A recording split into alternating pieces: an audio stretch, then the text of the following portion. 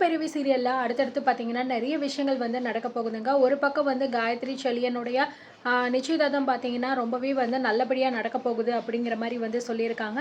அது மட்டும் கிடையாது, இந்த அன்னபூரணிய என்ன சொல்றதுன்னே வந்து தெரியல. எப்ப பார்த்தாலுமே வந்து சிந்துவ இந்த வீட்ட விட்டு வெளிய தொரத்திடணும். சிந்துவையும், சிவாவையும் சேர்த்து வாழவே விடக்கூடாது அப்படின்னு பிளான் பண்ணிட்டே தான் வந்து சுத்திக்கிட்டே இருக்கு. பத்தாததுக்கு மகாவையும் வீட்ட விட்டு ஒதுக்கி தான் வச்சிருக்காங்க. ஆனா, அவ மட்டும் என்னடா எப்ப பார்த்தாலும் அன்னபூர்ணி கிட்ட போய் பேசுறது, வீட்ல இருக்கிற எல்லாத்தையுமே வந்து பொழங்குறது, இந்த விஷயங்கள் எல்லாமே வந்து பண்ணிக்கிட்டு இருக்காங்க. ஆனா, சிந்துவ மட்டும் எதுவுமே பண்ணக்கூடாது. அவ வெளியில தான் இருக்கணும் அப்படின்னு வந்து ரொம்பவே பெரிய ரூல்ஸ் எல்லாம் போட்டு வச்சிருக்காங்க. ஏற்கனவே தண்டனை குடுத்து தான் அவள இப்படி ஒதுக்கி வச்சிருக்காங்க. இது பத்தாதுன்னு பார்த்தீங்கன்னா, இந்த அன்னபூரணி இன்னமும் சிந்துவுக்கு தண்டனை குடுக்க போறேன்னு சொல்லிட்டு திரியுது. எனக்கு என்னமோ சிவா வந்து அன்னபூரணிய மொத்தமா முழுகிட்டு சிந்து கூட தான் போறாரு அப்படின்னு நெனைக்கிறேன். இல்ல வேற எப்படியாவது ட்விஸ்ட்ட மாத்த போறாங்களா அப்படிங்கிறது தெரியலங்க. நம்ம வெயிட் பண்ணி தான் பார்க்கணும். ஸோ இந்த பக்கம் மகா வந்து சிந்துவோட ரூம்ல வந்து ஃபியூஸ் கனெக்ஷன வந்து பார்த்தீங்கன்னா, கட் பண்ணி விட்டுர்றாங்க. இதனால கரண்ட் இல்லாம சிந்து ரொம்பவே வந்து கஷ்டப்படுறாங்க. ஸோ இந்த விஷயம் கண்டிப்பா மகா தான் பண்ணியிருப்பா அப்படிங்கிறத தெரிஞ்சுக்கிட்டு, ஸோ ஒட்டுமொத்தமா வீட்ல எல்லாருக்குமே கரண்ட் இல்லாம போனா தான் வந்து நிம்மதி. ஏன்னா நம்ம மட்டும் எதுக்காக கஷ்டத்த அனுபவிக்கணும் அப்படின்னு நினைச்சு எல்லா ஃபியூஸையுமே புடுங்கி விட்டு எல்லாருமே மொட்டை மாடியில போயிட்டுலாம் வந்து படுத்திருக்காங்க.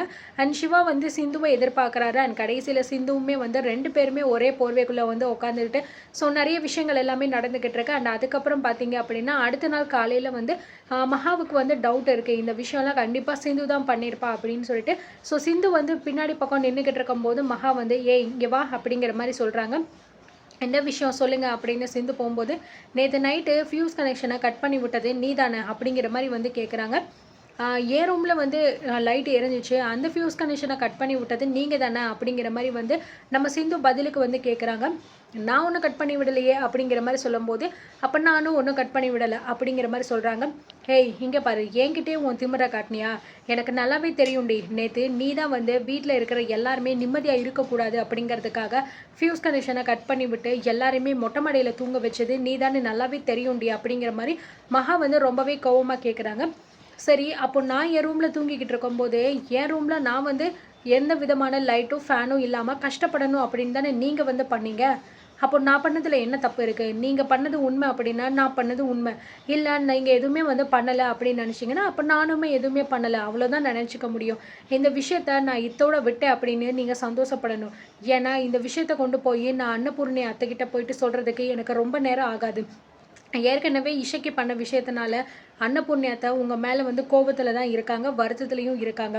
நீங்க இந்த மாதிரிலாம் விஷயங்கள் பண்றீங்க அப்படின்னு சொல்லிட்டு, நான் போய் அவங்க கிட்ட நியாயம் கேட்டு நின்னா, அப்போ உங்களோட நிலைமை என்ன ஆகும் அப்படின்னு நீங்களே யோசிச்சு பாருங்க. அப்படிங்கிற மாரி வந்து சிந்து ரொம்பவே பயங்கரமா வந்து மகா கிட்ட பேசுறாங்க.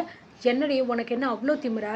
எங்க வீட்டுக்குள்ள உட்காந்துக்கிட்டு நீ என்கிட்ட இவ்ளோ திமிரா பேசுறியா? அப்படின்னு சொல்லும்போது, எது உங்க வீடா? உங்க வீடு அப்படின்னு சொல்லிட்டு யாருமே வந்து சொல்லலையே. நீங்களுமே வந்து தண்டனைய அனுபவிச்சுட்டு வெளியில தானே இருக்கீங்க. அப்போ எப்படி இது வந்து உங்க வீடு ஆகும்? எனக்கு மட்டும் அன்னபூர்ணி அத்த ஒண்ணு வந்து இப்படி பண்ணணும், அப்படி பண்ணணும்னு தண்டனை குடுக்கல. நீங்களுமே இந்த வீட்டுக்கு துரோகம் பண்ணியிருக்கீங்க. அப்போ உங்களுக்கும் அதே சட்டம் தான். நீங்க மட்டும் எல்லாத்தையுமே யூஸ் பண்ணணும். நான் மட்டும் எதுக்காக வந்து கஷ்டப்படணும்? அப்படிங்கிற மாரி சிந்து கேட்குறாங்க. நீ இப்ப பேசுவடி. இன்னும் எவ்வளோ நாள் வரைக்கும் நீ பேசுறன்னு நானும் பார்க்கத்தானே போறேன். இன்னும் கொஞ்ச நாள் தாண்டி. எப்படியாவது அன்னபூரணி உன்ன சிவா கிட்ட இருந்து பிரிச்சு, இந்த வீட்ட விட்டு இல்ல, இந்த ஊர விட்டு உன்ன வந்து தொரத்திருவாரு.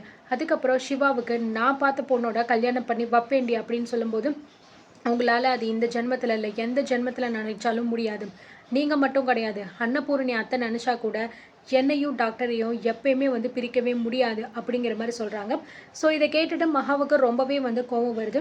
ஓ! நீ அந்த அளவுக்கு போயிட்டியா? எப்படி உன்னையும் சிவாவையும் பிரிக்கணும் அப்படின்னு அன்னபூரணிக்கு நல்லாவே தெரியும். ஏன்னா, சிவா இப்ப வேணா உனக்கு சப்போர்ட் பண்ணலாம். ஆனா அன்னபூரணி ஏதாவது ஒரு விஷயத்த நான் இப்படித்தான் பண்ணித்தான் ஆகணும் அப்படின்னு முடிவு எடுத்துட்டா, சிவா அதுக்கு என்னைக்குமே மறுப்பு சொல்லவே மாட்டான். ஏன்னா, சின்ன வயசுலேருந்து அன்னபூரணி பேச்ச எதையுமே நம்ம சிவா தட்டுனதே கிடையாது. அப்படி இருக்கும்போது, உன் பேச்ச கேட்டு உன் பின்னாடி வந்துருவான் அப்படின்னு நீ கனவு கண்டுகிட்டு இருக்கியா? உன் கனவெல்லாம் சும்மா மண்ணோட மண்ணா தாண்டி போக போகுது அப்படிங்கிற மாரி சொல்றாங்க. பரவால்ல. அது எப்படி வேணாலும் போகட்டும். அது என்ன நடந்தாலும் அத நான் பார்த்துக்கிறேன். உங்களுக்கு என்ன அத பத்தி கவல? உங்க வேலை என்னமோ அத மட்டும் நீங்க பார்த்துட்டு பேசாம போங்க. அப்படின்னு சொல்றாங்க. அப்படின்னு வந்து சிந்து சொல்லிக்கிட்டு இருக்கா. வர வர ரொம்ப ஓவரா பேசிக்கிட்டு இருக்க. உனக்கு ஒரு நாள் இல்லன்னா ஒரு நாள் என்ன பண்றேன்னு மட்டும் பாரு அப்படின்னு சொல்லிட்டு சிந்துவ வந்து அடிக்க வர்றாங்க. உடனே பார்த்தீங்கன்னா மகாவோட கையை வந்து சிந்துவை பிடிச்சிட்டு, நீங்கள் என்னை அடிக்க கை ஓங்குனீங்கன்னா திருப்பி உங்களை அடிக்கிறதுக்கு எனக்கு ஒரு நிமிஷம் கூட ஆகாது. நீங்கள் எப்படி நடந்துக்கிறீங்களோ அப்படி தான் நானும் நடந்துப்பேன். கையை இறக்குங்க அப்படின்னு சொல்லிட்டு இறக்கிறாங்க. ஸோ மகாவுக்கு அப்படியே கோவம் பார்த்தீங்கன்னா தலைக்கு ஏறுது. இதுக்கு மேலே என்ன நடக்க போகுது அப்படிங்கிறத பொறுத்து இருந்து பார்க்கலாம்.